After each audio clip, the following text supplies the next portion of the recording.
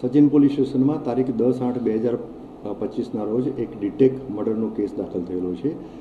આ ગુનાની ટૂંક વિગત એવી છે કે આ ગુનામાં જેનું મર્ડર થયેલું છે એટલે કે ભોગ બનનાર નામે વિપિન ઉર્ફે કાળુ મદનસિંહ એની પત્ની સાથે સચિન વિસ્તારમાં રહેતો હતો.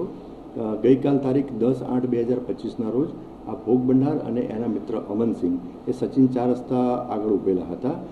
તો આ બંને જણ ત્યાં ઊભેલા હતા. તો આરોપીઓ ટોટલ 6 આરોપીઓ ફરિયાદ મુજબ છે. આ 6 આરોપીઓએ એક સંપ થઈ અને આરોપીઓ એક એક્ટિવા અને રિક્ષામાં આવેલા હતા અને આ જે ભોગ બનનાર અને એના મિત્ર એમને ત્યાં મૂઢમાર માર્યો અને જેથી આ ભોગ બનનાર અને એનો મિત્ર અમનસિંહ નવસારી તરફના રોડ ઉપર ત્યાં ભાગ્યા.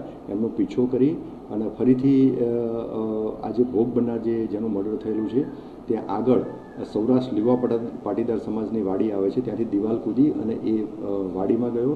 તો ત્યાં આ 6 આરોપીઓ પૈકી 4 આરોપીઓએ આ જે ભોગ બનનારને 2 ચપ્પુ અને મૂઢમાર મારી અને એનું ગંભીર ઇજાઓ કરી અને મોત નિપજાવેલું છે. ગુનાની જે ફરિયાદ જોતા આ ફરિયાદમાં ટોટલ 3 આરોપીના ટૂંકા નામ અને 3 આરોપીના નામ જણાવેલ નથી. એટલે ટોટલ ફરિયાદ જ્યારે દાખલ થઈ એ વખતે 6 આરોપી દર્શાવેલ હતા.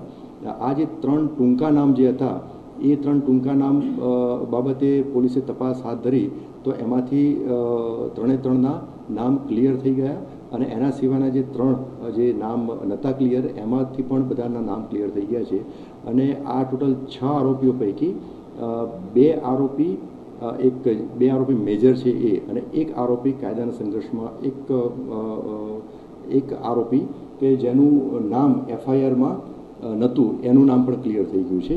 પોલીસ તપાસ દરમિયાન 2 આરોપી અને એક કાયદાના સંઘર્ષમાં આવેલ કિશોર એમના નામ ક્લિયર થઈ જતા આ ત્રણેય વિરુદ્ધમાં કાયદેસરની કાર્યવાહી હાથ ધરેલ છે. જે હાલમાં જે 2 આરોપીઓની જે ધરપકડ કરેલી છે પોલીસે એમાં એક આમિર આલમ સૈયદ અને બીજા અજમત ઉલ્લા ઉર્ફે અયામ એહસાન શેખ આ બંને આરોપીઓની ધરપકડ કરેલી છે. એના સિવાય એક અન્ય કાયદાના સંઘર્ષમાં આવેલ કિશોરનું પણ આમાં નામ ક્લિયર થયેલું છે. એને પણ પોલીસે તાબા હેઠળ લઈ અને એના વિરુદ્ધમાં પણ કાયદેસર કાર્યવાહી હાથ ધરેલી છે. આના સિવાય એક આરોપી એનું નામ જેનું નામ એફઆઈઆરમાં હતું એનું પણ નામ પૂરું નામ ક્લિયર થયેલું છે, રાઝિક રશીદ કુરેશી કે જે એ કાયદાના સંઘર્ષમાં આવેલ કિશોર એનો ભાઈ થાય છે. હાલમાં આ 3 બાકી રહેલા આરોપી બાકી રહેલા આરોપીઓની ધરપકડ કરવા માટે કાર્યવાહી ચાલુ છે.